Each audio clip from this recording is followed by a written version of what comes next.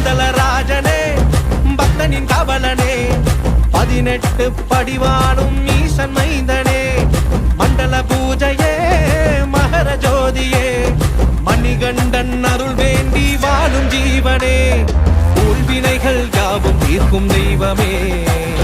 சாஸ்தாவின் சந்நிதியில் சரணமையனே அருள் தரணுமையனே நீ வரணுமையனே நெய் மணக்குது முடி கணக்குது படிமலையில நடை திறக்குது நெய் மணக்குது முடி கணக்குது படி 18 வழி கிடைக்குது நெய் மணக்குது மெய் சிலுக்குது ஐயன் அருளில் வழி பிறக்குது